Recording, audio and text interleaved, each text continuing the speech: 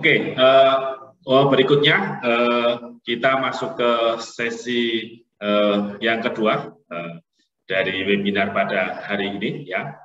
Untuk narasumber yang kedua ini ada Bapak Muhammad Soleh, STMT ya. Beliau adalah Head of Research, Innovation and Knowledge Management dari PT Indonesia Power. Nah, beliau akan menyampaikan tema terkait dengan co-firing biomasa pada PLTU Batubara. Nah, sebelum itu akan saya sampaikan kurikulum vitae dari beliau. Ini Bapak Muhammad Soleh, ini tempat tanggal lahir Cilacap ini ya, tahun 1978. Ya.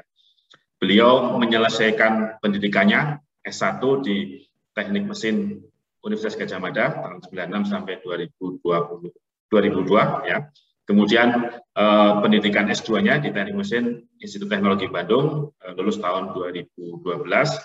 Dan kabarnya ini sekarang sedang S3 juga di ITB ya Pak Soleh ya. Ya, semoga dimudahkan dan dilancarkan.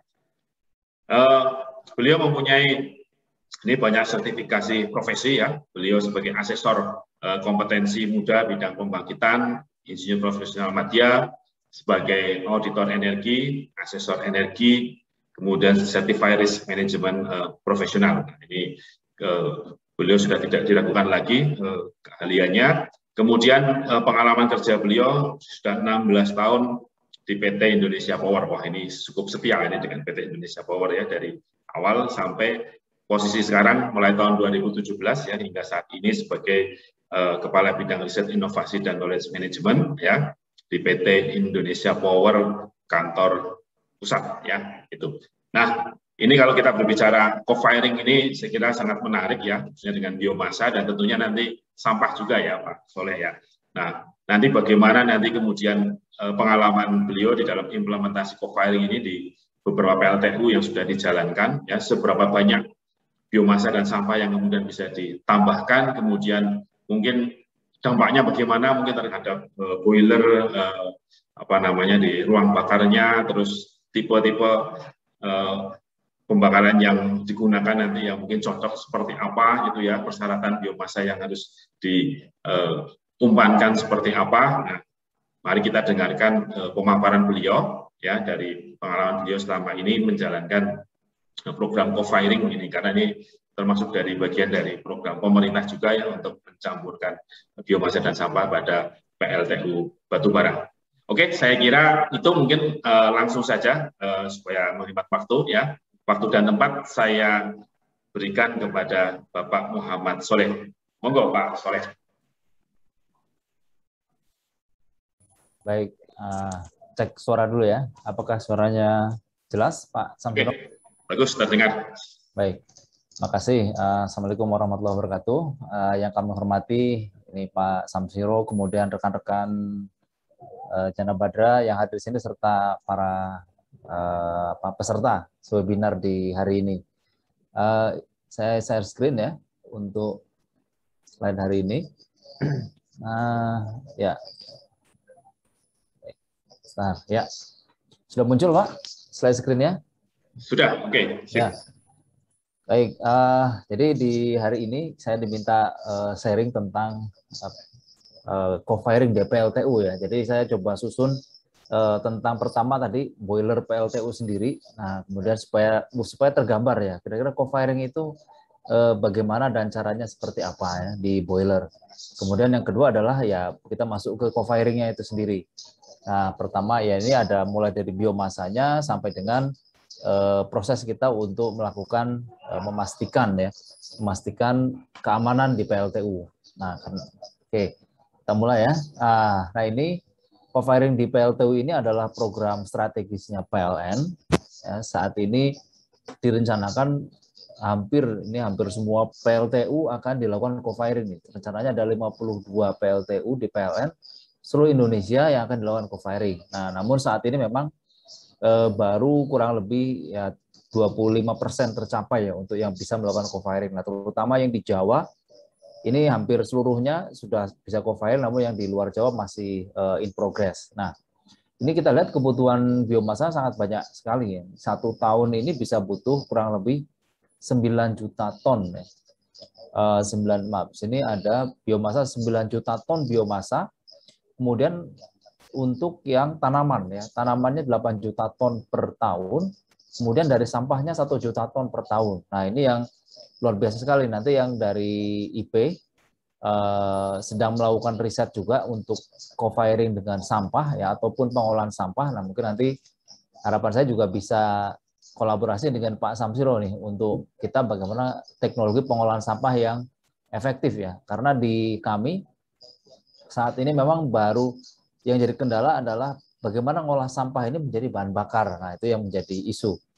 Nah, bahan bakar yang harganya terjangkau dan prosesnya juga mudah, ya. Dan seperti itu. Nah, ini gambarannya co-firing ini akan ya masih berjalan terus, ya, paling tidak sampai 40 tahun lagi dari sekarang, ya. Nanti 2060 kan kabarnya PLTU akan ditutup untuk mengejar target net zero emission. Nah, ini yang menjadi isu juga buat di PLN, ya.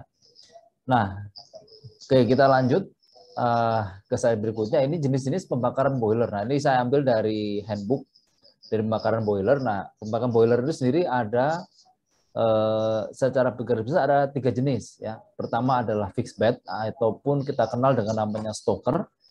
Kemudian yang kedua adalah pulverized coal, ya. Jadi pulverized itu batu baranya dihaluskan. Nah, kemudian yang tipe ketiga ada fluidized. Fluidized bed ini ada yang circulating, ada yang ada 3 macam, maksudnya ada bubbling. Nah, ini ada 3 macam fluidized bed. Nah, bedanya apa di dalam co-firing? Bedanya adalah di pertama ukuran, ya, ukuran dimensinya dari partikel yang akan kita masukkan di dalam boiler. Kedua adalah ini nanti dampak dari komposisi, ya. Jadi misalkan di boiler tertentu yang pulverized bed, ya, terutama itu harus kita hindari material-material yang akan berpotensi aglomerasi. Nah, di sini kita lihat yang pertama adalah stoker, ya. Stoker ini partikel size-nya 6.000 mikron, ya, atau sekitar 6 cm. Nah, ini 6 cm, jadi ukurannya seperti kerikil-kerikil, ya, kerikil sebesar-besar, ya, masih batu bara tapi belum dihaluskan. Nah, ini kalau kita bandingkan dengan biomasanya, bisa jadi biomasanya berupa wood chip. Wood chip ataupun kalau dari sampah itu adalah briquette. Nah, kemudian di sini berikutnya adalah fluidized. Fluidized macam-macam, ada yang circulating, ya, circulating, ada yang bubbling, ya. CFB ini circulating fluidized bed, ada yang bubbling fluidized bed. Nah, bedanya kalau yang circulating nanti dilakukan sirkulasi dari abu pembakarannya, ya, sebagiannya disirkulasi menjadi bed di sini. Nah, ini ukuran partikelnya berbeda. Nah, misalkan kita lihat di sini yang fluidized bed, ukuran partikelnya antara 100 sampai 300 mikrometer atau sebesar pelet, ya. Kira-kira kerikil kecil, ya, 1 cm sampai 3 cm. Kemudian yang paling kecil lagi adalah pulverized firing, ya, atau halus, ya, yang sudah dihaluskan, ukuran partikelnya sekitar 50 mikron. Nah, ini nanti akan mempengaruhi jenis-jenis biomasa yang bisa kita pakai di masing-masing PLTU. Nah, sampai kemudian, ya, setelah kita mengetahui tadi jenis-jenis boiler, kita lihat nih detailnya, ya, kira-kira detailnya pembakaran seperti apa. Nah, ini adalah stoker type boiler. Nah, ini stokernya adalah chain grade, ya. Intinya kalau kita istilahnya ada namanya bisa 2 jenis, ya, bisa chain grade ataupun stoker. Stoker itu kalau zaman dulu karena dipakai pakai sekop, ya, dimasukinnya pakai sekop di sini. Nah, jadi mungkin jadi namanya stoker. Kemudian nama sekarang adalah chain grade, kan di sini ada rantai, ya. Nah, ada rantainya yang nanti akan menggerakkan tumpukan batu bara ataupun nanti campuran yang akan dibakar. Nah, di sini jadi nanti batu baranya bergerak dari kanan ke kiri, nah dia membakar. Nah, sehingga di sini bisa kita lihat kalau tipe chain grade ini, ya, batu biomasanya yang besar-besar supaya dia dilempar. Jadi di sini istilahnya dilempar, ya. Dilemparnya bisa jauh. Kalau batu biomasanya ringan, ya dia nanti nggak bisa jauh ngelemparnya, ya. Nanti harus sama bentuknya dengan batu bara kurang lebih sehingga dilemparnya bisa sampai ke ujung sini, nanti dibakarnya sampai bisa habis ya. Nah, inilah bentuk stoker. Nah, stoker ini prinsipnya bisa membakar nyaris ya segala macam quality dari biomasa. Nah, biasa kita tahu juga tipe PLTSA ya, biasanya juga pakai tipe chain grade ya. Untuk PLTSA yang istilahnya kita incinerator itu biasa pakai tipe chain grade yang membakar di sini secara bertahap sampah ya. Mulai dari di sini ada, kalau PLTSA kan ada fase-fasenya, fase pengeringan, kemudian fase volatiles, kemudian ada fase pembakaran ya. Nah, inilah bentuk dari chain grade, sehingga kita bisa bayangkan nanti bagaimana kita lakukan co-firing di PLTU jenis ini. Nah, ini PLTU yang kedua yang sangat populer di Indonesia adalah PLTU tipe pulverize. Pulverize ini bedanya tujuannya adalah bagaimana kita batu bara padat, bahan bakar padat itu diperlakukan seperti fluida. Ya, jadi kalau biasa ya kita bahan bakar motor ya, mobil itu bahan bakar cair, fluida, jika dihembuskan itu bisa membentuk sebuah lidah api. Nah, ini dengan teknik yang sama ya, batu bara dihaluskan kemudian dicampur dengan udara sehingga dia bersifat seperti fluida, sehingga bisa dibakar membentuk lidah api yang bisa dikendalikan ya. Nah, bedanya yang sini, ini pembakaran tidak bisa dikendalikan nih. Ini susah mengendalikan energi yang masuk karena mengandalkan ya terbakar, bisa jadi yang bawah ini belum terbakar habis. Ini efisiensinya sangat rendah. Kemudian kalau bisa biasa yang di sini masih banyak batu bara yang tidak terbakar ya. Jadi kemudian diimprove ya di sini dengan pulverize ya. Nah, peralatan yang krusial di sini adalah mill ya di sini untuk bisa memastikan batu baranya halus sekali, campuran batu bara dan biomasanya halus, sehingga nanti ketika dihembuskan dia bisa merata pembakarannya. Oke, selanjutnya adalah tipe CFB, Circulating Fluidized Bed. Ya, ini kata kuncinya adalah sirkulasi bed material. Jadi di sini nanti kita injeksi di sebelah kanan sini, kita injeksi bahan bakar, campuran bahan bakar dan biomasa, kemudian dilakukan pembakaran. Nah, di sini nanti kita harus memperhatikan batu bara, campuran batu bara dan biomasa itu jangan sampai mengakibatkan aglomerasi. Aglomerasi adalah ibaratnya ini ya, penggumpalan ya. Jadi di sini jangan sampai tipe biomasa yang ketika dibakar dia akan mengeluarkan seperti misalkan banyak getah gitu ya. Yang biomasa kayu itu biasanya kendalanya ada banyak getahnya, sehingga nanti dia akan menggumpal. Kalau sudah menggumpal, nah tidak akan terbentuk fluidize. Jadi ini kan tujuannya bed material dan batu bara itu melayang di dalam furnace. Kalau nanti ada satu komponen yang menggumpal, dia akan terlalu berat sehingga jatuh. Nah, jatuh ke bawah sini. Nah, kalau lama-lama di sini kan ada blower ya. Ada blower menghembuskan udara, lama-lama mampet. Nah, seperti itu. Sehingga nanti kalau mampet ya bisa kekurangan udara, nanti unitnya bisa shutdown. Oke. Nah, itu gambaran umum terkait dengan co-firing. Nah, di sini kita lihat, nah ada jenis-jenis co-firing yang berbeda-beda. Nah, co-firing itu adalah kata kuncinya pembakaran 2 atau lebih ya bahan bakar yang dengan material yang berbeda dalam satu sistem pembakaran yang sama. Nah, di sini ada 3 jenis. Pertama, direct co-firing, yaitu co-firing langsung dicampurkan antara biomasa dan batu bara, dicampur di lapangan, di coalyard ya, di stok batu bara kita campur di sana, kemudian dibakar, digiling bersama. Tadi ya kita lihat ada pulverized, digiling bersama di situ, kemudian dimasukkan ke ruang bakar. Ada juga yang indirect. Nah, ini bisa dibuat dengan gasifikasi dulu. Baru nanti dialirkan gasnya, dibakar di boiler dalam bentuk gas. Ataupun parallel co-firing. Nah, ini bisa jenis dari 2 jenis boiler yang berbeda. Ada boiler biomasa, ada boiler batu bara. Nanti uap yang dihasilkan nanti akan digabungkan. Nah, ini biayanya cukup besar. Yang ini juga. Nah, sehingga kita untuk PLN Group yang umum dipakai adalah direct co-firing. Nah, itu. Nah, ini beberapa isu-isu penting ya di sini tadi ya. Kalau di chain grade ini bentuk chain grade-nya ya. Jadi tidak banyak ya isu penting. Kalau nanti misalkan terjadi aglomerasi saat grade-nya muter, nah aglomerasinya kan jatuh ya, tidak masalah. Nah, memang jangan sampai terlalu besar sehingga nanti menghalangi pembakaran batu bara yang di bawah. Nah, sampai di sini Yang furnace tadi, ketika terjadi resirkulasi, jangan sampai terjadi aglomerasi sehingga numpuk jatuh di sini, ya, sehingga mampet nanti. Nah, kemudian di mill juga di sini kita harus memastikan bahwa tidak penggilingannya bagus gitu ya. Nah, di sini memang dari best practice menginginkan hasil dari gilingan ini untuk biomasa itu cukup pada kisaran 1 mm.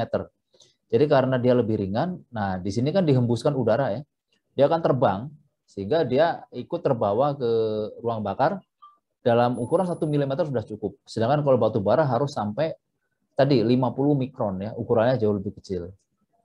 Nah ini isu yang pertama. Kemudian isu yang kedua adalah di electrostatic precipitator ya, atau penangkap abu. Nah nanti kita lihat di slide berikutnya beberapa biomasa yang abunya sangat tinggi. Nah, di sini biasanya abu batu bara itu dibatasi di kisaran 4% dari berat awal ya. Jadi dalam 1 ton batu bara ya, ataupun dari misalnya 100 kilo batu bara itu ada 4 kilo abu. Tapi kalau biomasa, misalnya contohnya sekam padi, dari itu S-nya bisa 20%. Jadi dari 100 kilo batu bara, 100 kilo sekam padi, 20 kilonya itu abu, jadi tidak bisa digunakan energinya. Nah, kalau itu komposisi terlalu banyak, nah ini akan ngeblok juga di penangkap abu ya, bisa bentuknya ASB ataupun ada baghouse pada PLTU stoker. Nah, ini yang harus nanti kita amati komposisi masing-masing komponen biomasa agar aman untuk PLTU. Nah, ini beberapa jenis biomasa ya. Tadi sudah dijelaskan Pak Bayu. Nah, Pak Bayu mungkin fokusnya di biomasa cair ya, yang atas ini nih.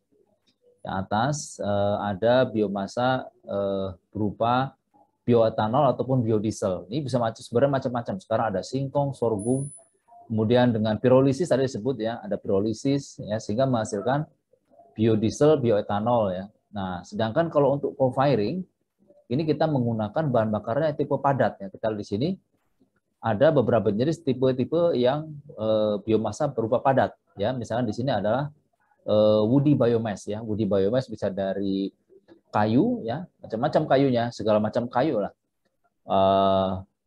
Bisa kayu pinus, kayu albazia, maupun kayu kaliandra dan sebagainya itu bisa digunakan. Kemudian sisa-sisa panen pertanian ya, misalkan ada tadi sekam padi, jerami, mengol jagung, nah semua yang berbentuk solid fuel itu bisa digunakan.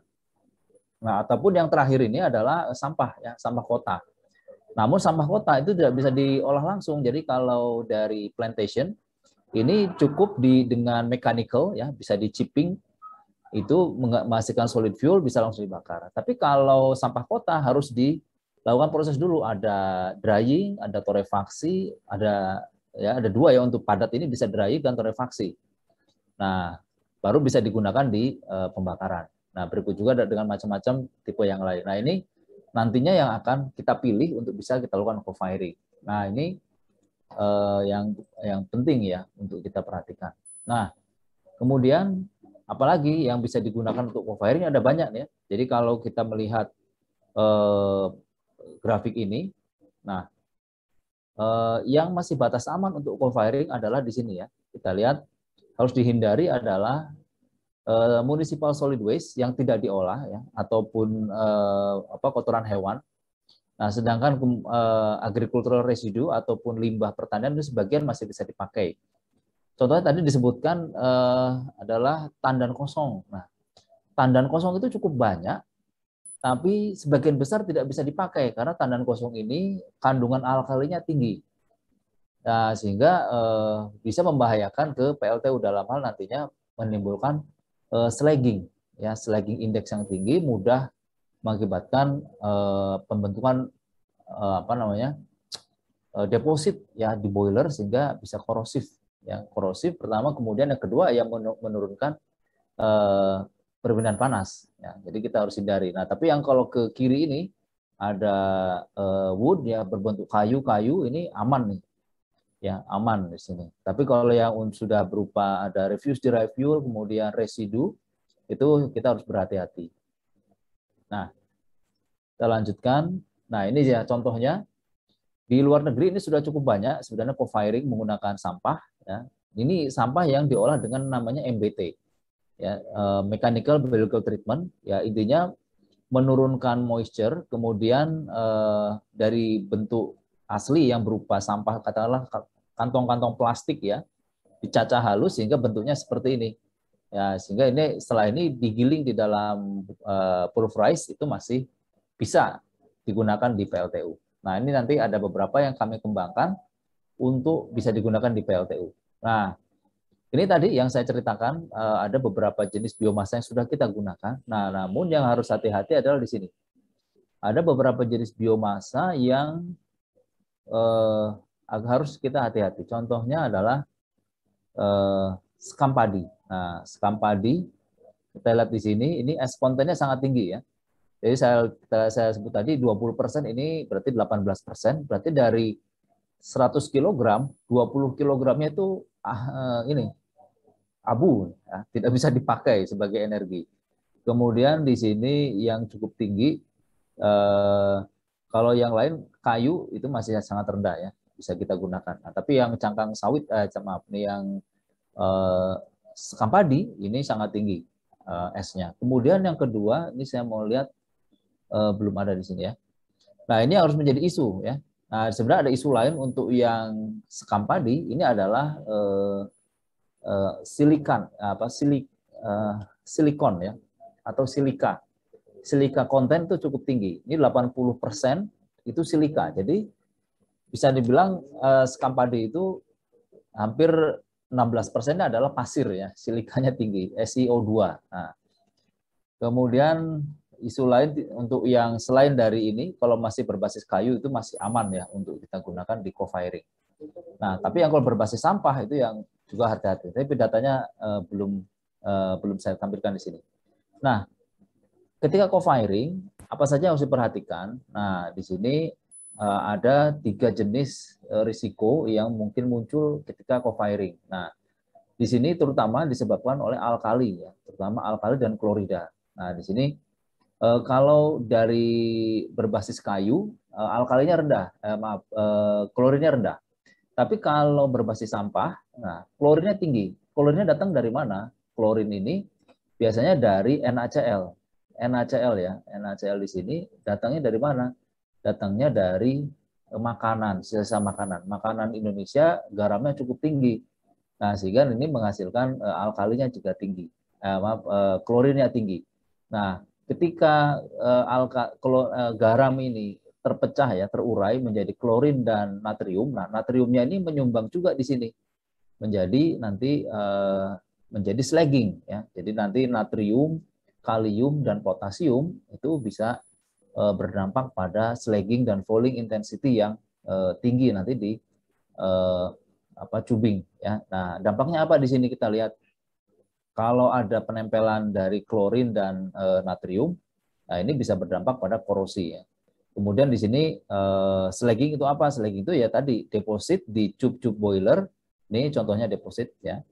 Sehingga nanti semakin lama menempel ya, nempel nanti bertemu dengan abu-abu dari batu bara semakin tebal. Nah, setelah tebal, nah di sini dampaknya satu adalah overheating dari pembakaran, kedua adalah penurunan heat transfer sehingga ya efisiensi boilernya akan turun.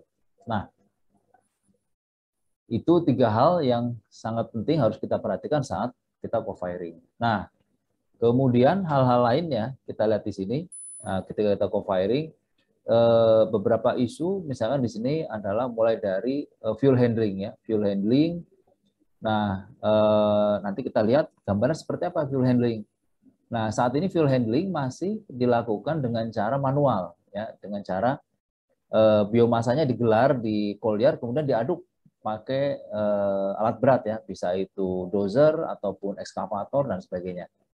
Nah ini ada isu di situ. Isunya apa? Isunya adalah tidak homogen. Nah, jadi ya mau apa bisa jadi nanti ketemu yang campuran biomasanya bisa jadi 80-20, ada bisa ketemu 90-10 ataupun 95 dan 5%. Nah, itu bisa berbeda tergantung operator ya nanti kalau pencampuran masih manual. Nah, itu yang kita alami juga.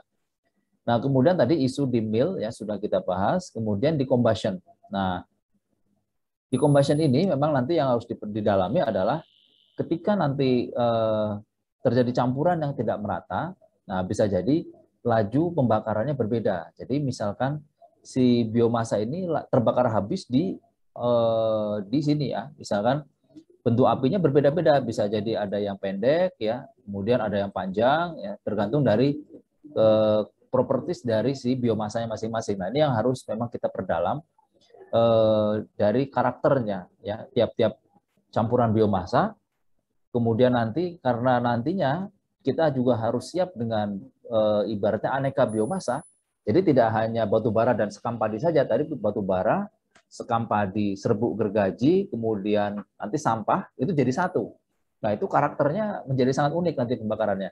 Ada yang sudah habis di awal, kemudian jadi abu, kemudian ada yang habis lidah apinya panjang, ya, karena volatilenya rendah, nah, ataupun volatilnya tinggi, terbakar duluan. Ya. Nah, ini harus betul-betul dikendalikan dengan baik. Nah, ini yang harus penelitian lebih lanjut untuk mendapatkan combustion karakteristik dari campuran-campuran biomasa. Kemudian juga nanti ada slagging and falling control ya di sini. Tadi terutama dari pembakarannya dulu. Pembakarannya sudah kita pahami bahwa nanti slagging and falling-nya bisa kita kendalikan. Dan seterusnya. Nah, di sini ada di ujung ya ada emisi, kemudian tadi abu, kemudian pengendalian temperatur gas buang ya. Nah, ini yang menjadi krusial saat co-firing. Nah, ini kita masuk ke contoh-contoh ya. Jadi ini contoh-contoh co-firing ya. Jadi kita lakukan ini sekam padi, ini contohnya sekam padi. Nah, gimana nyampurnya? Nyampurnya manual tadi ya. Mixing biomasa dengan alat berat. Nah, ini tadi bisa dapat yang ibaratnya apa campuran gemuk dan campuran kurus. Nah, di sini macam-macam ya. Ini contohnya sampah ya. Nah, kita coba co-firing dengan sampah. Ini kita lihat di sini masih cacahannya masih kasar, ya bentuknya sekitar ini aslinya sekitar 3 mm ini cacahan ini. Ini sekitar yang nggak bisa halus ini cacahan sampah, ya, plastik ini nggak bisa halus. Tapi kalau sampah biomasanya ya kayak sisa makanan, daun-daun itu bisa halus. Ya. Nah, ini mixingnya juga sama masih dengan alat berat. Nah, tapi kalau kita zoom setelah digiling di mill ini nggak terlihat lagi bedanya nih, ya nggak ada lagi bedanya mana plastiknya, mana biomasa dan mana batu bara ini nggak terlihat. Memang sudah bisa artinya dari sisi milling itu sudah bisa dia menggiling sampai dengan homogen dan rata. Tapi kita belum tahu dari setiap sampling ini berapa persen plastiknya, berapa persen biomasa dan batu bara. Nah, ini yang perlu kita ambil data lebih banyak lagi. Nah, ini contoh berikutnya, contoh lain di pangkalan susu ini menggunakan sekam padi ya. Ya, sama masih manual. Nah, ini memang isunya tadi ya.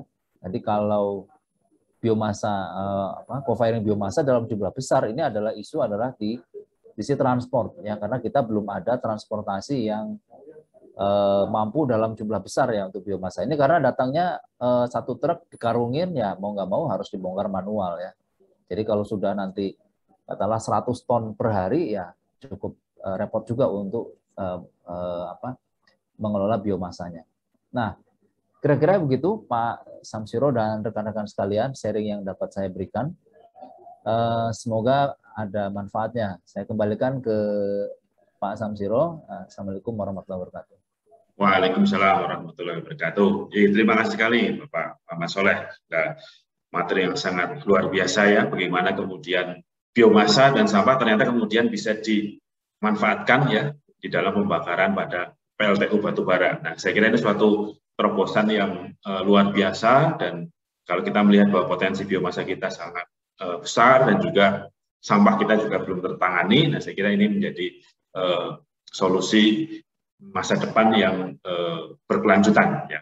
Walaupun tentunya tadi tantangan-tantangannya juga luar biasa ya, bagaimana kemudian nanti ketika melakukan co-firing dengan biomasa ataupun sampah mungkin ada hal teknis yang mungkin perlu diselesaikan, dan saya yakin dengan apa yang sudah dilakukan oleh PT Indonesia Power ini dalam beberapa tahun ke depan ini program co-firing ini akan berjalan dengan sukses dan lancar ya.